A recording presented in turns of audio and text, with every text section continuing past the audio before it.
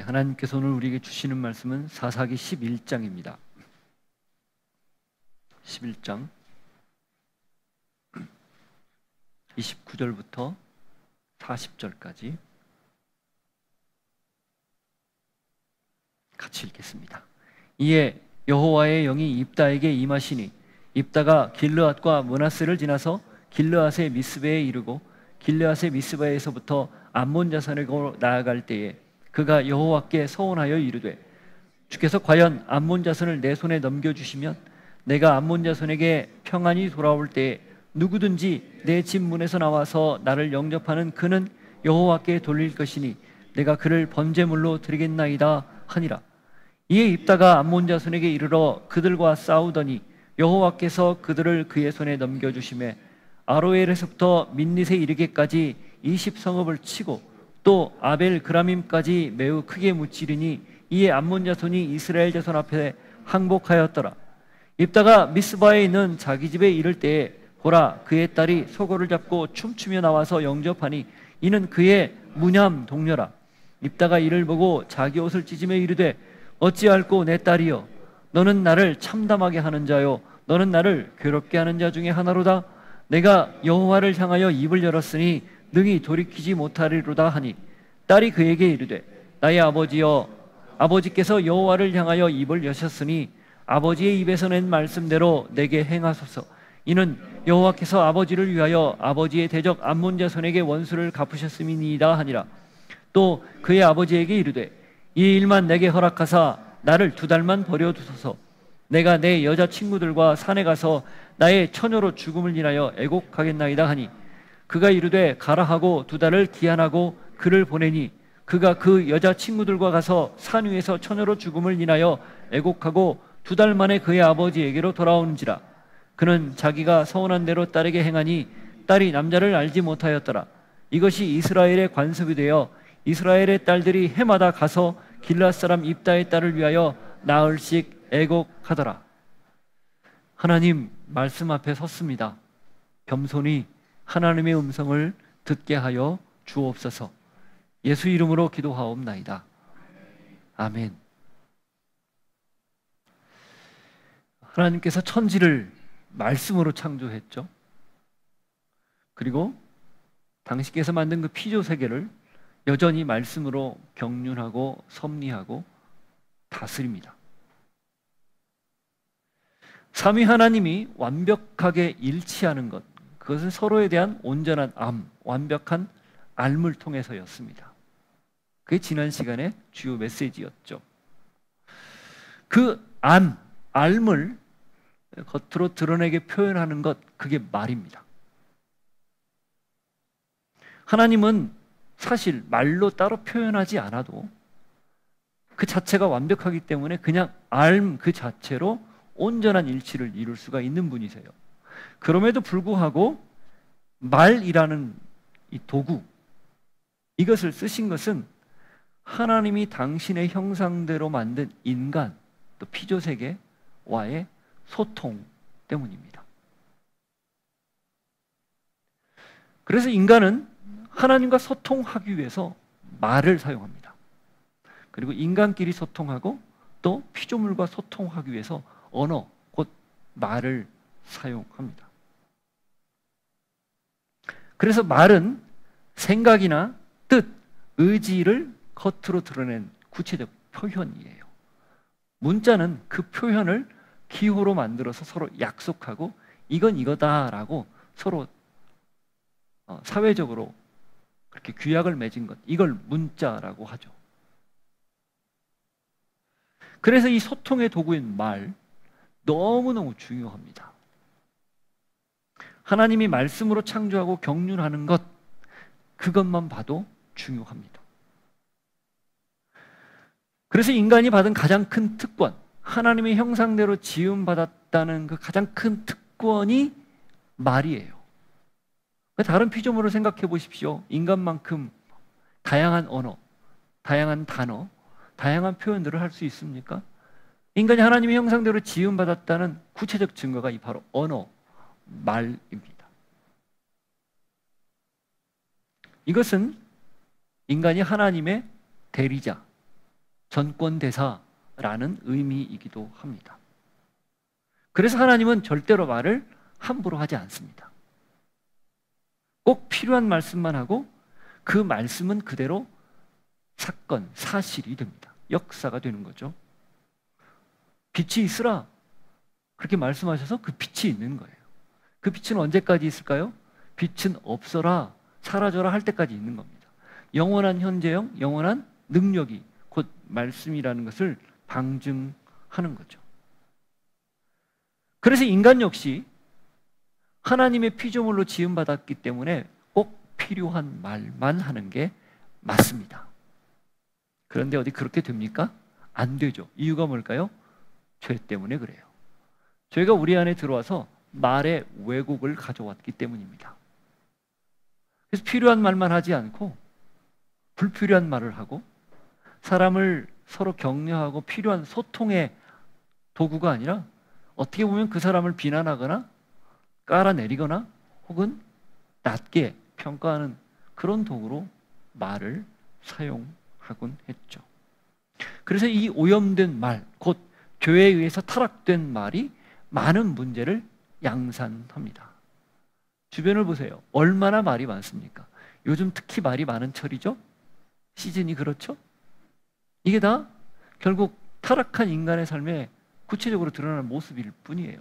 그리스도인들은 그걸 이렇게 하나님의 눈으로 잘 분별해야 됩니다. 따라서 내가 그리스도인이 되었다라는 것은 다른 말로 구원받았다는 것인데, 구원은 무엇으로부터의 구원일까요? 오늘의 본문 맥락으로 보면 말로부터의 구원입니다. 어떤 말로부터? 부정적인 말, 하나님 외에 다른 것들을 이야기하는 말, 하나님과 반대되는 말들로부터의 벗어나는 일, 이게 바로 구원입니다.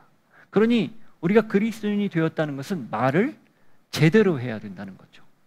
온전한 말을 해야 된다, 이런 의미를 담고 있습니다.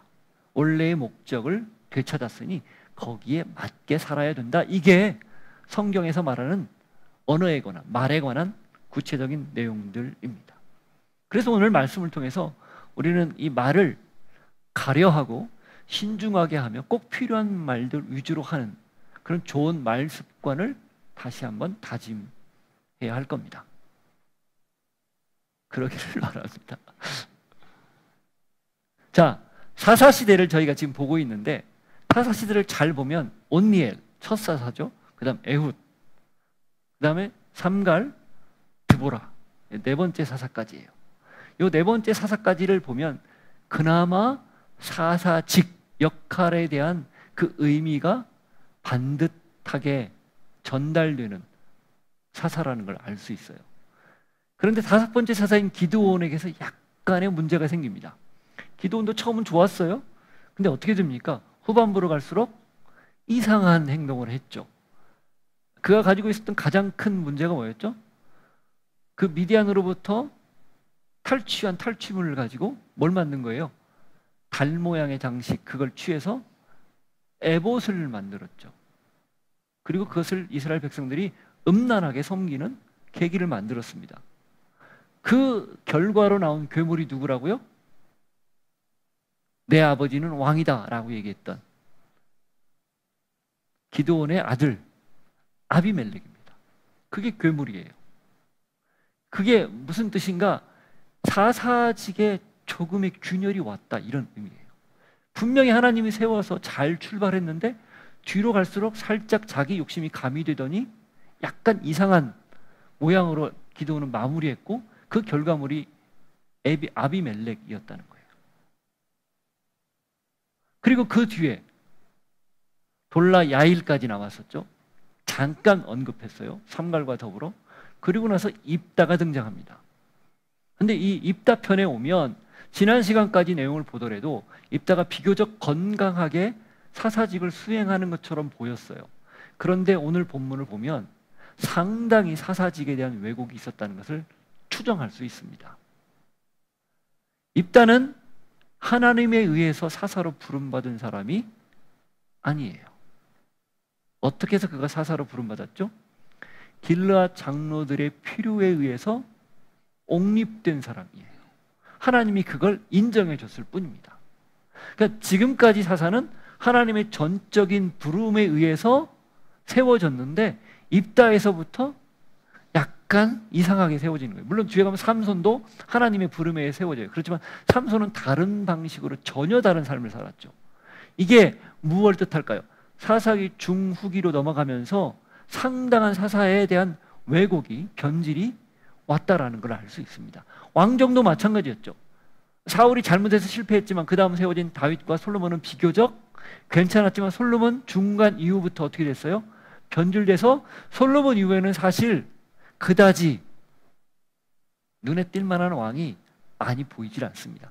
남왕국 유다에서는 그냥 4명 정도가 선한 왕으로, 그리고 나머지는 그저 그런 왕이거나 악한 왕으로, 이렇게, 그래서 선한 왕과 악한 왕으로 남왕국 유다는 구별할 수 있죠. 북왕국도 2 왕이 있습니다. 어떤 왕일까요? 악한 왕과 더 악한 왕. 그래서 북왕국은 사실 이렇게 말할 가치조차 못 느껴서 역대기서에서는 제외해버리잖아요. 이유가 그거예요. 완전한 변질이 왔기 때문에 더 이상 언급할 가치가 없다, 이런 의미거든요. 근데 사사시대도 비슷한 흐름을 지금 겪고 있는 겁니다. 왜 오늘 입다 이 문제를 좀 심각하게 접근을 하는가? 그가 했던 말 때문이에요. 그가 이렇게 태생적인 문제가 좀 있었고, 태생적으로 이렇게 정식 부인의 아들이 아니었기 때문에 쫓겨났었던 이력이 있지 않습니까? 그런 문제가 있었고, 또 실질적으로 하나님 앞에 직접 세움을 받지 못했다는 일종의 무슨 컴플렉스가 작용을 했는지 불필요한 말을 해버렸다는 게 문제였습니다. 그리고 그게 사사시대 중후기 이후에 상당히 심각한 문제를 일으키는 결정적 계기를 만들었다는 거예요. 그게 오늘 본문의 핵심입니다. 자, 입다가 어떻게 말을 하는지 한번 볼까요? 29절부터 31절까지. 이에 여호와의 영이 입다에게 임하시니 입다가 길르앗과 므낫세를 지나서 길르앗의 미스베에 이르고 길르앗의 미스바에서부터 암몬 자손에게로 나아갈 때에 그가 여호와께 서원하여 이르되 주께서 과연 암몬 자손을 내 손에 넘겨주시면 내가 암몬 자손에게서 평안히 돌아올 때에 누구든지 내 집문에서 나와서 나를 영접하는 그는 여호와께 돌릴 것이니 내가 그를 번제물로 드리겠나이다 하니라. 이 앞까지 보면 사사기 11장 17절부터 29절까지 내용을 보면 저희는 지난주에 다 봤어요. 근데 여기 계신 분들 중에 암몬 분들이 있으니까 대략 설명을 드리면 암몬이 쳐들어왔어요. 그래서 뭐라고 하냐면 이 길르앗에 있는 땅, 그러니까 요단 동편에 있는 땅이거든요. 중북부에 있는 땅이에요. 그 땅을 달라, 이렇게 요구를 한 거예요. 암몬이 힘이 강하니까 와서 강압적으로 달라고 한 거예요. 이유를 댑니다. 이게 본래 우리 땅이었다. 그러니까 그 말을 듣고 입다가 사신을 보내서 너희가 하는 말이 역사적인 근거가 없다. 이 땅은 본래 아모리 사람들의 땅이었다. 왕 시온과 옥이었죠. 바산왕 옥. 그 땅을 우리가 취한 것이지, 민수기, 신명기, 여호수아를 보면 우리가 암몬 지역에 쳐들어간 적이 없다. 그 내용을 역사적 근거를 들어서 명확하게 설명을 해요. 마치 서희가 강동육주를 외교력으로 이렇게 찾아올 때하고 똑같아요. 그 똑같은 시비였잖아요. 이 땅이 우리 땅이다. 거란이 얘기했지만 아니야, 고구려 땅이야. 우리는 고구려 후손이기 때문에 우리 땅이야 하고 도리어 그 땅을 받아냈잖아요. 똑같은 이야기예요. 그렇게 해서 역사적인 사실을 근거로 논리적으로 물리치거든요. 그런데 암몬 왕이 그 말을 안 들어요. 거기까지만 보면 입다가 굉장히 필요한 말만 했고 정확한 말을 했고, 그걸 통해서 아주 강력하게 전쟁의 정당성을 확보를 했어요. 그러니까 지금 전투에 나가는 거죠. 이것만 보면 굉장히 이렇게 높이 그렇게 인정할 만한 말인데, 갑자기 오늘 본문에 들어오면서 불쑥 엉뚱한 말이 툭 튀어나온 거예요. 그게 뭐예요? 내가 이 전쟁을 승리하고 돌아오면 가장 처음 맞이하는 것, 사물이든 동물이든, 동물이 되겠죠 보통은, 사람이든 포괄적인 의미로 잡아서 번제로 드리겠다, 이렇게 이야기를 한 거예요. 근데 생각을 해보세요. 누가 나오겠어요? 개가 나오겠습니까? 고양이가 나오겠습니까? 사람이 제일 먼저 나올 거 아니에요. 이건 다분히 입다의 출생 과정, 아니 그 성장 과정과 연관이 있습니다. 그가 돕 땅이라는 곳으로 쫓겨나 살았죠. 그 돕은 그 동쪽에 있는, 동북 쪽에 있는 접경 지역이에요. 이방 땅과 가까운 지역이었다는 거죠. 그러니 자연스럽게 이방의 문화나 제의, 제사 이런 것들을 보고 자랐을 거예요. 이방 사람들은 보통 어떻게 했는가? 전쟁에 출전하기 전에 그 전쟁의 승리를 기원하면서 제사를 드렸는데 그 제사가 무슨 제사였을까요? 인신 제사였습니다. 특히 암몬, 그모스, 모압, 몰렉. 암몬이 몰렉이고 모압이 그모스인가요? 하여튼 같은 인신 제사를 드리는 그런 제사, 그들이 섬긴 주신이거든요. 그걸 봤단 말이죠. 그 전쟁에 나가면 의례무얼하는 거예요. 저들은 제사를 드리고 나와요. 승리를 기원하면서. 제가 그냥 없는 말 하는 게 아니에요. 열왕기하 3장 26절 27절 한번 보세요. 눈을 멀뚱멀뚱 뜨시고 저게 맞는 말이야? 막 그런 느낌인데 근거를 대죠. 열왕기하 3장 26절 27절 이스라엘과 북왕국 이스라엘과 남왕국 유다와 에돔이 여기 모압과 전투를 벌이는 내용이에요. 그런데 모압이 수세에 몰렸을 때 벌어진 일입니다. 어떻게 합니까? 모압 왕이 전세가 극렬하여 당하기 어려움을 보고 칼찬 군사 700명을 거느리고 돌파하여 지나서 에돔 왕에게로 가고자 하되 가지 못하고 막혀버린 거예요. 그래도 700명의 돌격대 결사대를 이렇게 세워서 갔는데도 안 된 거예요. 그러니까 어떻게 합니까? 이에 자기 왕 위를 이어 왕이 될 맏아들을 데려다와 성 위에서 번제를 드린지라. 이 문제를 타개하려고 자기 신에게 번제를 바친 거예요. 그게 어떻게 합니까? 이스라엘에게 크게 경노함이 임함에 그들이 떠나 각기 고국으로 돌아갔더라. 그걸 보고 분노가 임해서 아 이거 안 되겠구나 그냥 전쟁을 멈추고 가버린 거예요. 얼마나 그게 끔찍했으면. 이 모압 왕은 우리가 인신제사를 바쳤기 때문에 저들이 물러갔다고 생각했겠죠. 이게 보통 중근동에서 있었던 전쟁 방식이었어요. 물론 이게 사사시대 이후에 벌어진 일이지만 흔했던 일이라는 거죠. 이걸 누가 영향을 받았을까요? 입다가 받았을 가능성이 짙습니다. 성경은 기록하지 않았어요. 하지만 추정은 가능하죠. 왜? 자 보세요. 심지어는 거기 뭐라고 되어 있습니까? 29절에 이에 여호와의 영이 입다에게 임하시니 라고 되어 있어요. 여호와의 영이 임했다는 말이죠. 하나님의 영이 임해서 그럼 어떻게 되는 게 수순이에요? 그의 선배 사사들이 그랬던 것처럼 과거 여호수아 시대에 그랬던 것처럼 하나님을 붙들고 전쟁이 주님께 속했다는 그 믿음을 가지고 가서 믿음으로 싸우고 승리하면 돼요. 아무 문제 없습니다. 그게 맞는 방식이죠. 자, 여호와의 영이 임했다는 것은 비록 그가 길르앗 장로들에 의해서 세워진 사사지만 하나님이 인정했다는 말이에요? 아니에요? 했다는 말이거든요. 그러니까 그대로 하면 돼요. 근데 뜬금없이 번제로 바치겠다 이 말을 덧붙인 거예요. 왜? 그가 보고 들었던 것, 오랫동안 이방 풍속에서 젖어들면서 봤던 거의 영향이 아닐까라는 합리적 의심입니다. 또 하나 있어요.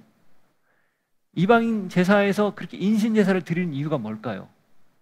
이렇게 하면 신이 감동해서 지성이면 감천, 하늘을 감동시켜서 일입될 거라는 일종의 잘못된 믿음 때문이죠.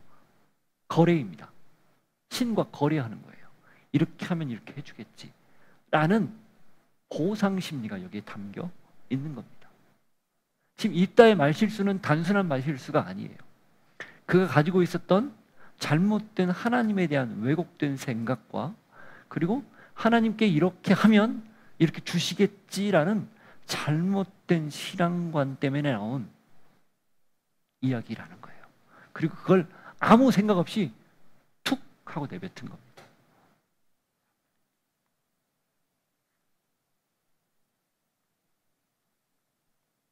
레위기 18장 21절에 보면 하나님이 인신제사를 혐오하는 내용이 나와요.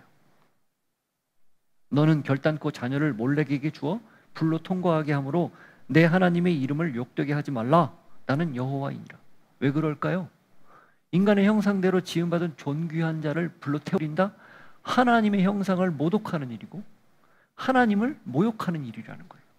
그러니 그런 제사는 결코 용납할 수 없다. 이게 성경의 줄기, 그러니까 시종일관 똑같은 메시지입니다. 거래하는 신앙 왜 위험할까요? 사무엘상에 보면 사무엘상 13장 8절이야. 제가 읽을게요. 사울은 사무엘이 정한 기한대로 이레 동안을 기다렸으나 사무엘이 길갈로 오지 아니하며 백성이 사울에게서 흩어지는지라. 사무엘이 와서 함께 예배를 드리고 하나님 앞에서 출전 신고하고 그리고 전쟁에 임해야 되는데 늦게 오니까 불안한 거예요.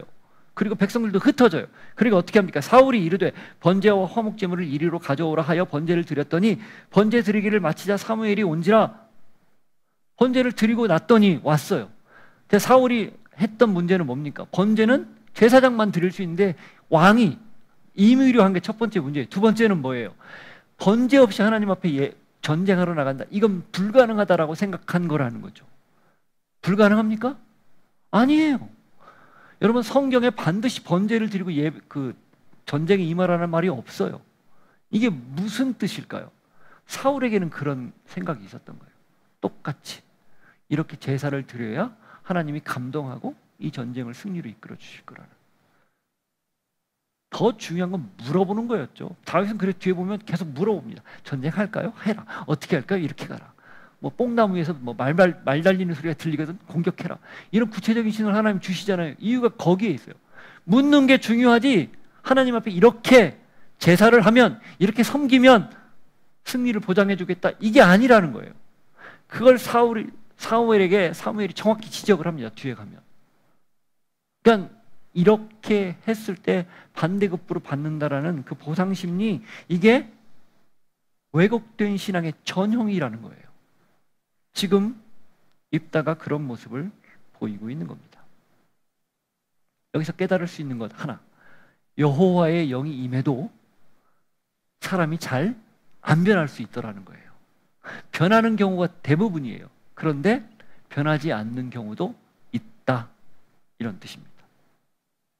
그만큼 사람 안에 그 깊이 자리한 고정관념 혹은 왜곡된 신념, 그리고 무엇보다도 잘못된 신앙관, 이게 마치 또아리를 틀고 꿈쩍하지 않는 아주 두꺼운 외피 같은 그런 모습이라는 겁니다. 사람이 변한다는 것, 그래서 기적 아니겠습니까? 여러분은 바뀌었습니까? 변했습니까?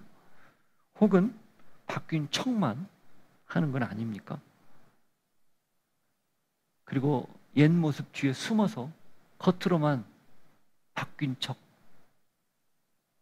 그렇게 겉만 번지르하게 분바르고 회칠한 무덤처럼 그렇게 살고 있지는 않습니까? 어떻게 알 수 있을까요?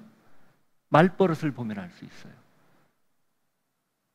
그리고 어떤 일을 두고 내가 하나님과 거래하려는 그런 마음이 큰지, 아니면 순수하게 그냥 하나님이 원하시는 대로 하려고 하는 마음이 큰지를 딱 분별하면 정확합니다. 사람이 바뀌면 말부터 바뀝니다. 말이 안 바뀌었다, 바뀌지 않은 거예요. 말이 바뀌면 생각이 바뀌고, 생각이 바뀌면 행동이 바뀌고, 행동이 바뀌면 삶이 바뀌는 거예요. 축복하는 말, 격려하는 말, 긍정적인 말, 성경적인 말, 하나님을 드러내는 말, 이런 말이 앞섭니까? 아니면 저주하는 말, 부정적인 말, 세상적인 말, 하나님의 영광을 가리는 말, 내가 중심이 되는 말, 그런 말을 많이 합니까? 그걸 점검해 보면 내가 바뀌었는지 그렇지 않은지 쉽게 알 수 있어요. 제발 말부터 바뀌기를 바랍니다. 아무 생각 없이 툭 내뱉는 말 대신 좀 생각하고 가려서 하나님이 기뻐하는 말은 무엇일지를 좀 고민하는 말, 그리고 하나님과 거래하지 않고 순전하게 하나님을 섬길 수 있는 그런 말, 그런 말들이 여러분의 삶을 온전히 사로잡을 수 있기를 축복합니다. 자, 그렇게 해서 전쟁에 출전을 해요. 그리고 전쟁 기록을 씁니다. 그런데 이 전쟁 기록이 다른 사사들에 비해 압도적으로 다른 모습이 있어요. 뭘까요? 간단해요. 아주 짧아요. 보십시오. 32절, 33절. 이에 입다가 암몬 자손에게 이르러 그들과 싸우더니 여호와께서 그들을 그의 손에 넘겨주심에 아로엘에서부터 민닛에 이르기까지 20성읍을 치고 또 아벨 그라밈까지 매우 크게 무찌르니 이에 암몬 자손이 이스라엘 자손 앞에서 항복하였더라. 여러분, 지금까지 온니엘이든 에웃이든 기드온이든 드보라 기드온이든 보세요. 굉장히 전쟁 기록을 상수를 합니다. 아주 자세하게 써요. 그죠? 근데 입다 분량이 굉장히 많아요. 입다가 이 사사기 전체에서 차지하는 분량이 상당히 많거든요. 그런데 그의 가장 중요한 업적 중에 하나인 암몬을 물리치는 전쟁은 딱 2줄 쓰고 맙니다. 제가 생각할 땐 이것도 사사기 기자가 조금 봐줘서 많이 쓴 거라고 생각해요. 나가서 전쟁에서 이겼더라 이것만 쓰고 싶었는데 그러기는 너무 하니까 조금 쓴 거예요. 그래서 20성읍을 취했다, 어디서부터 어디까지 전쟁에서 승리했다, 항복을 받았다, 이걸 쓴 거예요. 그나마 좀 봐줘서. 왜 그래요? 이 사사기 기자가 입다에 관해서 하고 싶은 말은 이게 아니었어요. 뭘까요? 그 다음 말, 그 앞뒤에 있었던 말 때문에 이걸 간략하게 쓴 겁니다. 성경을 읽을 때 입체적으로 읽는 게 어떤 건가, 내용만 보지 않고 어떤 때는 분량도 보고요, 어떤 때는 문맥상으로 이게 왜 여기 튀어나왔는지, 갑자기 삽입이 된 내용들, 이런 것들을 보는 포인트가 굉장히 중요해요. 역대상 4장에 야베스 기도 나오죠. 유다 지파의 족보예요. 근데 앞뒤를 보세요. 9절 10절이 야베스의 기도인데 길어요. 근데 그 앞에까지는 다 어떻게 나오냐, 누가 누구를 낳고 누가 누구를 낳고 이렇게 짧게 언급하는데 갑자기 야베스는 출생 배경도 이야기하고 그가 어떤 기도를 했는지 어떤 사람이 됐는지를 길게 이야기해요. 근데 8절과 11절을 보면 앞뒤 문맥이 마치 연결되는 듯한 느낌인데 9절 10절이 쓱 들어와 있는 느낌이에요. 삽입이죠. 내용도 길어요. 뭐예요? 그때 당시 야베스에 관해서 하고 싶은 말이 있었던 거죠. 포로에서 귀환한 공동체, 삶이 궁핍하게 돌아와서 새롭게 시작하지만 여전히 제대로 세팅이 안 돼 있는 새로운 공동체를 시작하는 사람들에게 쓰여진 책이 역대기거든요. 그들에게 무슨 말을 하고 싶은 거예요? 그런 어려움이 있어도 하나님 앞에 매달리면, 기도하면, 하나님 중심으로 살면 이런 변화가 일어나더라. 야베스라는 사람이 그 예다, 한번 봐라 라고 마치 빨간 줄로 이렇게 그어서 강조하는 듯한, 작은 폰트로 쓰다가 큰 글자로 써서 딱 보여주는 듯한 그런 인상이거든요. 이게 성경을 읽을 때 굉장히 중요한 포인트입니다. 마찬가지예요. 지금 이 내용도 똑같아요. 왜 갑자기 짧은 얘기를 할까?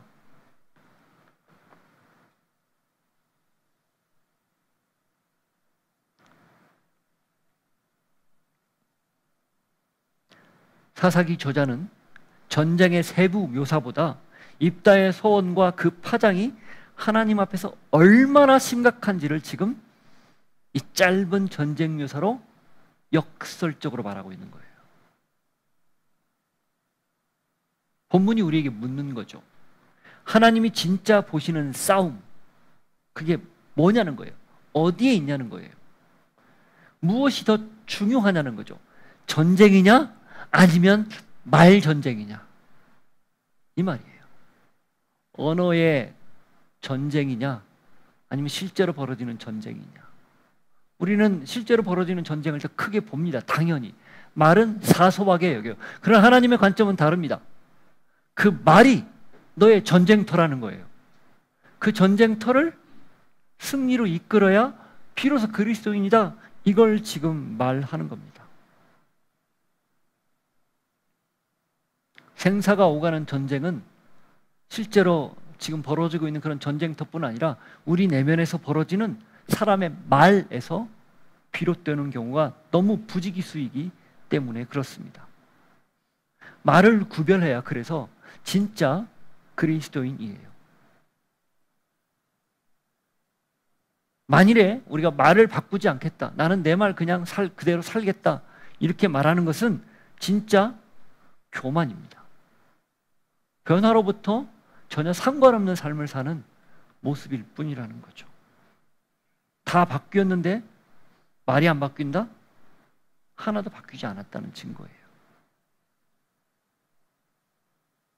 하나님이 말을 바꾸는데, 그래서 구원이라는 것은 언어를 회복하는 굉장히 중요한 분기점이라는, 전환점이라는데 방점을 찍었듯 우리 역시 그렇게 사는 것이 당연합니다. 잠언 18장 20절과 21절을 보십시오.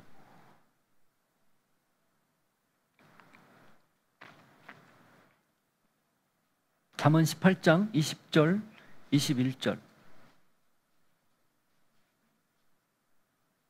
같이 읽죠. 사람은 입에서 나오는 열매로 말미암아 배부르게 되나니 곧 그의 입술에서 나는 것으로 말미암아 만족하게 되느니라. 죽고 사는 것이 혀의 힘에 달렸나니 혀를 쓰기 좋아하는 자는 혀의 열매를 먹으리라.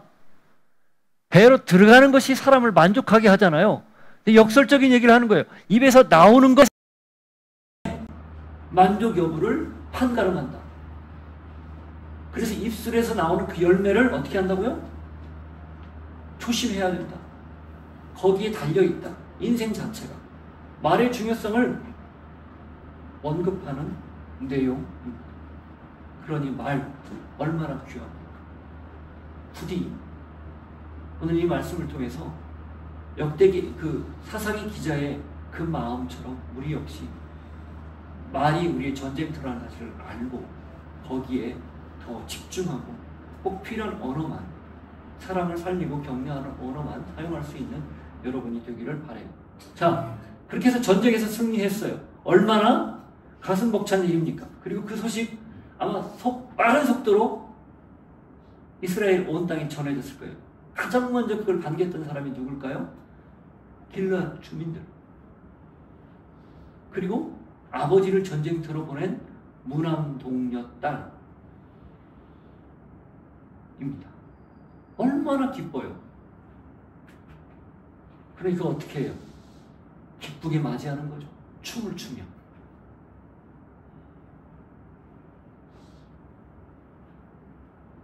그때 기도원이 그때 입다가 아차 싶었을 겁니다. 아마 까맣게 입지 않았을까 싶어요.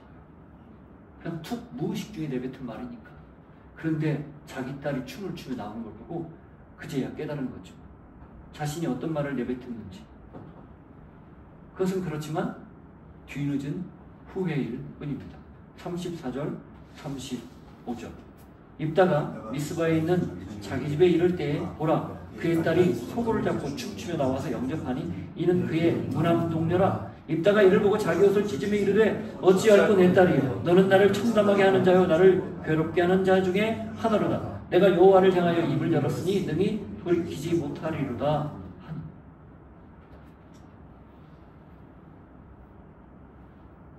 사실 더 황당한 건 누굴까요? 딸이에요. 딸은 그 사실을 전혀 몰랐던 거죠. 아버지가 무슨 말을 했는지. 그래서 소통이 중요합니다. 내가 이런 말 했을 때 너 절대 나오면 안 돼. 말 한마디만 했어도 그 소통, 커뮤니케이션만 했어도 없을 수 있는 상황이지만 그냥 무의식 중에 뱉은 말하고 그러고 전쟁을 나갔죠. 딸은 그걸 알 리가 없으니 당연히 아버지를 기쁘게 맞이하기 위해서 제일 먼저 앞에 나와서 춤을 추며 이걸 기뻐하는 거 아니겠습니까? 아무 소용없어요. 성경은 이런 걸 예견하고 미리 말에 대해서 우리에게 많은 가르침을 주고 있죠. 전도서 5장 2절과 5절을 한번 보십시오. 물론 후에 솔로몬의 이야기지만 성경의 보편적인 가치입니다. 전도서 5장 2절과 5절. 우리가 굉장히 귀담아 들어야 할 말씀이에요.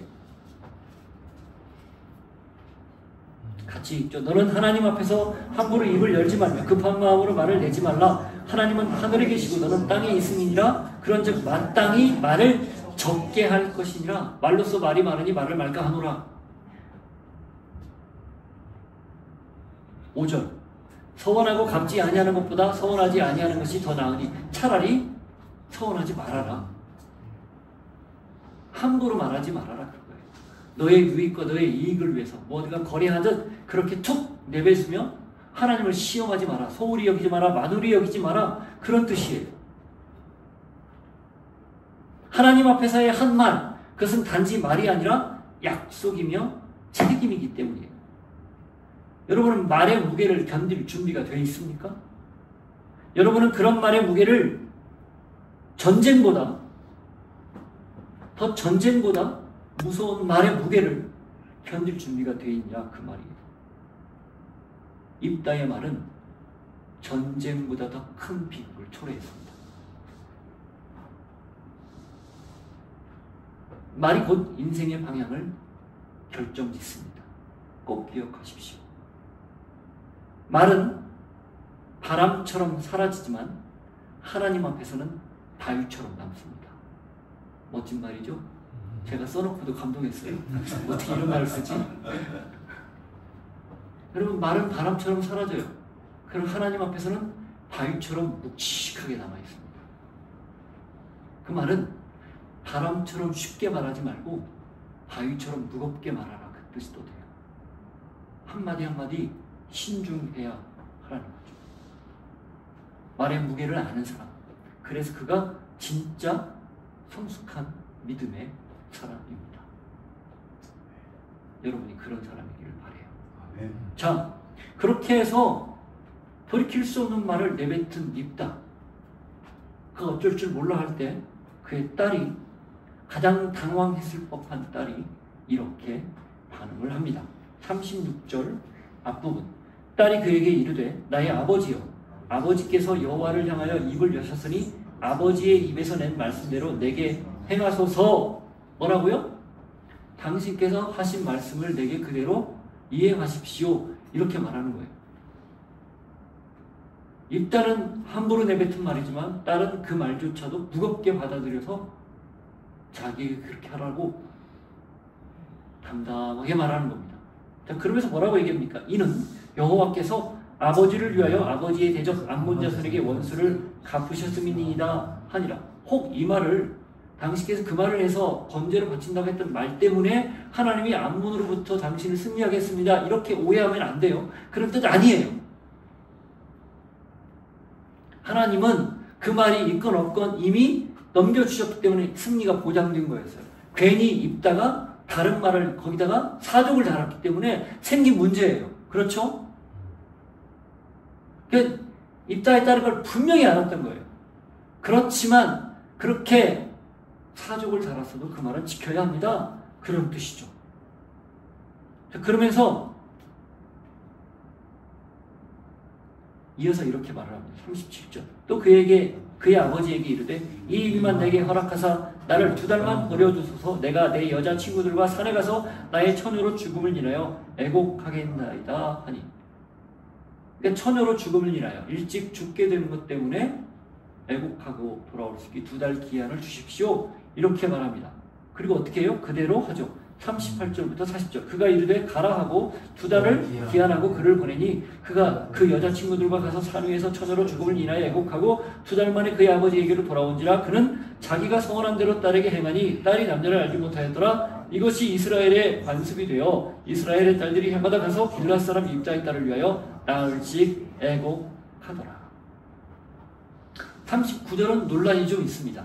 거기 보면, 내용상으로 보면 그대로 행했다, 이것 때문에 입다가 딸을 번제로 바쳤다, 이렇게 보는 견해가 있어요. 그죠? 그게 지금까지 맥락으로 보면 맞죠? 그런데 하나님이 그 제사를 받으셨겠냐는 거예요. 받을 리가 없죠. 인신제사를 허락하지 않는데 그걸 하나님이 네가 서운했기 때문에 해라, 이럴 뿐이 아니라는 거예요. 그래서 학자들 사이에 2가지 의견이 있습니다. 그렇게 했을 거라는 견해. 그런데 그 견해의 강력한 반론은 어떻게 제시하는가? 하나님이 인신제사를 받지 않기 때문에 이걸 허락하지 않았을 거다. 그래서 어떤 이걸 이야기하면 처녀로 죽음을 인하여 라는 표현인데, 그가 그래서 결혼하지 않고 평생 수절하며 살았다, 이렇게 보는 견해가 있어요. 어떤 견해가 맞는지 성경은 명확하게 말하지 않습니다. 이 사사기 저자조차도 그걸 명확히 표현하지 않아요. 그 말인즉슨 우리에게도 그걸 다 알려고 이 잡도 뒤져서 반드시 그걸 알아내야 되겠다 하지 말라는 거예요. 거기까지만 알라는 거예요. 그냥 그건 하나님의 영역으로 맡기고 천국 가서 확인해 보라는 거예요. 중요한 건 그 말대로 행했다는 거예요. 그게 중요합니다. 그게 어떤 형태로 했든지 그 말대로 2달 기한을 두고 애곡했고 돌아와서 그대로 했다라는 게 중요하다는 거예요. 여기는 어디에 방점이 찍히는 걸까요? 말을 그대로 이행했다라는 했다라는 데에 방점이 찍힙니다. 무슨 말을 했든지 그 말을 하나님 앞에서 했던 약속이라면 그렇게 하는 것, 이게 중요하다는 거예요. 말의 무게를 누가 더 잘 알았던 거예요? 입다보다 입다의 딸이.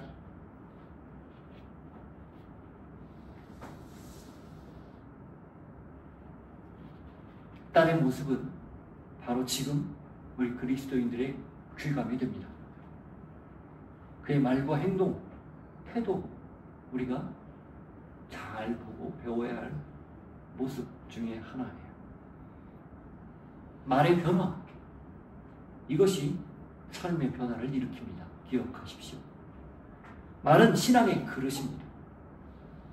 그 그릇이 왜곡되면 다 쏟아지듯 말이 왜곡되면 신앙도 무너지는 거예요. 그걸 꼭 기억하십시오. 그리스도인은 그래서 말이 달라야 하고 그 말에는 늘 생명을 담아야 됩니다. 말은 곧 나 자신입니다. 그래서 가려해야 하고 제대로 해야 되며 무게를 알고 해야 되고, 특별히 사람을 살리는 말, 격려하고 축복하는 말, 세우는 말, 하나님을 증거하는 말을 우리의 말에 담아야 할 겁니다. 그것만 하기에도 다 할 수 없을 만큼 많아요. 그러니 제발 다른 말 하지 말고, 하더라 계속 전하지 말고, 진실과 하나님 주신 말씀 온전히 나눌 수 있는 여러분이 되기를 바랍니다. 에베소서 4장 29절 읽고 마치죠.